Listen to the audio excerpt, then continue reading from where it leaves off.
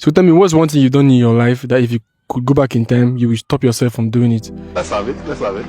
If I could remove one thing from my life, it would not be my marriage. It would be the voices I allowed into my head. How? I met my husband when he had nothing, no money, no cars, just me and him, and peace of mind. We used to sit outside in the evening, laugh, gist. Back then, I used to say, as long as I have you, I'm okay. And I meant it. Or at least I thought I did.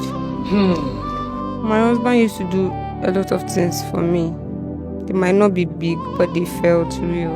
If I complain about headache, he'll massage my head with warm water till I sleep off. If the food at home is not enough, he will say he's not hungry just for me to eat. Sometimes he will wake up very early in the morning to go and fetch water before I wake up from sleep. Some days when I'm tired, he will help me to wash plates even when I said he should not. And every single night, no matter how stressful his day went, he always asks me, "Are you okay? Hope you are good." Those things used to mean everything to me back then because they feel real and natural. Well, things didn't actually change suddenly. Everything started changing when life got a little better for us. We got a better job and we moved into a small apartment in a quiet estate. I remember the first night we slept there. We didn't sleep early because of excitement. And nothing changed my husband. He was even better than before. And life continues. So after a year and a half, that was when we had our first child. My husband would carry the baby like it was the most fragile thing in the world. Sometimes I'll wake up in the night and I'll see him watching the baby. He was not a perfect man. He forgets dates sometimes. And in fact, my husband doesn't know how to surprise like all those Instagram husbands. But he was always present and that was all that mattered. Then I met new friends in the estate, women who looked like they had everything together, always well dressed, talking about luxury life, and they called themselves estate boss ladies. At first, it was just a conversation, then slowly it became something else. I would meet them for tea and they would ask about my marriage, and I would tell them it is fine, my husband is trying, and they would laugh. Just fine? One of them said. She said, "Do I have a car?" I said, "No." She said, "That means I still take the estate bus." And I said, "Yes." She said, "That's a disaster at its peak." She said, "I deserve more." And the other one said, "I have to push him." Because men don't know how to do what is expected until you push them. They told me how they push their husbands to get where they are today. How they will not settle for less, but the absolute best. And slowly I started listening to those women. Then I started noticing things I don't used to notice. What? The way my husband repeated clothes and the way he calculated expenses before spending. The way he would say, "Let's manage this month." Before it was normal, but now it felt like suffering. Even the things I once loved about this man started irritating me. When he asked, "Are you okay?" it started sounding as if it was a noise. When he could not afford something expensive, I would start comparing him with the estate men. I stopped seeing his effort. I started seeing his limitation. He was still being the man I once prayed for, but I wanted things different now. I remember the first time I disrespected him publicly. We were at a small gathering when someone made a joke about men who could not buy expensive things. And I laughed and said, "Some people here need to be ashamed of themselves." Then I looked at him. People understood and laughed, but he did not laugh. That night, he did not talk. He just asked me one question. "Do you still respect me?" But I didn't answer him because in my mind, I feel justified.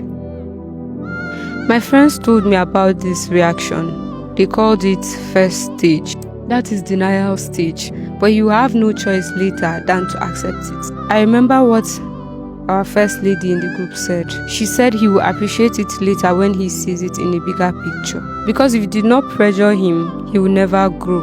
And when he doesn't, you'll be the one to suffer. Then I started pressuring him, complaining and comparing, and he changed slowly. He stopped gisting with me. Well, I was not bothered because according to the estate boss lady, she said that was the first stage and the second stage. Until one day when everything broke, That day, I don't know how everything got bad. I could have controlled everything, but I didn't. It started like every other argument.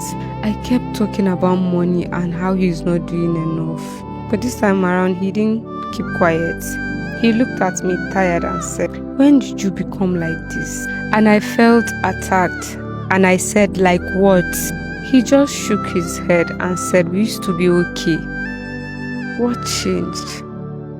I laughed, but it wasn't even funny. You call this life okay? Always watching others live better, and you're here talking about okay. He went quiet for a moment and said, "Since when did our marriage become a competition?" That question annoyed me. I now said, "Since I've started seeing what real men do for their wives." He looked at me as if he didn't even recognize me. Then he said, "When did these people start deciding what is enough for you matter?" Then I said, "It's because you are not man enough and I deserve better." He didn't move or say a word. I could have stopped there, but I didn't. He was still looking at me quietly when I said something that I shouldn't have said. Then I said, "I regret marrying you." The way he looked at me, I've never seen him like that before. He looked empty, like something inside him closed. He nodded slowly, picked his phone, and walked out. I didn't follow him and I didn't call him because I was still angry at him.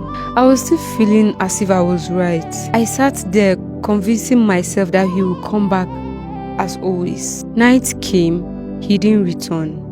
I called him, he didn't answer. Then I told myself maybe he needed time. Then an unknown number called. I picked, it was a female's voice. Then she asked if I'm the wife of the owner of the number. I said yes. Then she said I should come to so hospital.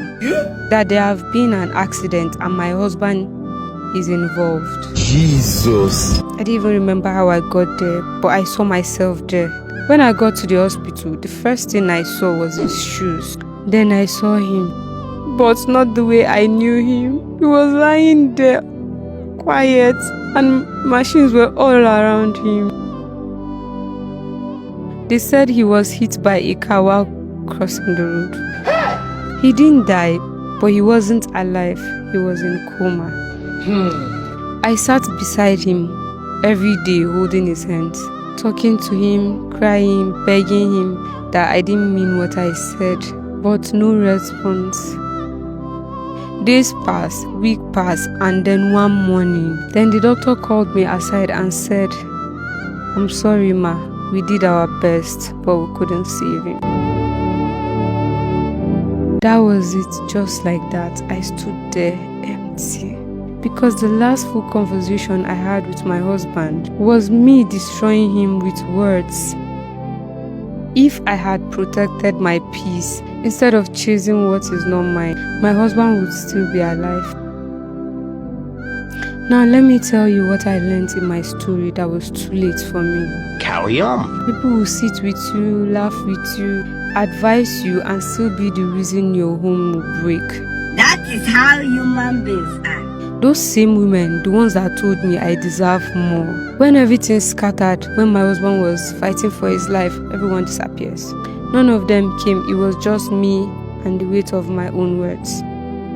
And when he finally didn't make it, I didn't just lose a husband. I lost the only person who truly stayed. And after everything, life didn't pause there. Reality came immediately. Bills, responsibility, and a child asking for a father I can never bring back. And that is it that made me feel like I wasn't enough. I was evicted when I couldn't pay rent anymore. And the same people who made me destroy what I had, none of those so-called boss ladies could do anything for me. None of them offered support. That was when I understood something. Not everyone that speaks into your life that is speaking to build you. Some people are speaking from emptiness. Some don't even know what they have, so they will never recognize what you have. While some are projecting their own dissatisfaction. Marriage is not a competition ground, and definitely not something you will compare. It is in the person who stays with you even when life is not perfect. I had that, then I traded it for a life that is not even real.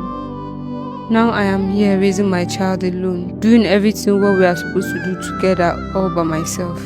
And the hardest part is not just the struggling, it is knowing that I had peace, then I destroy it with my hands.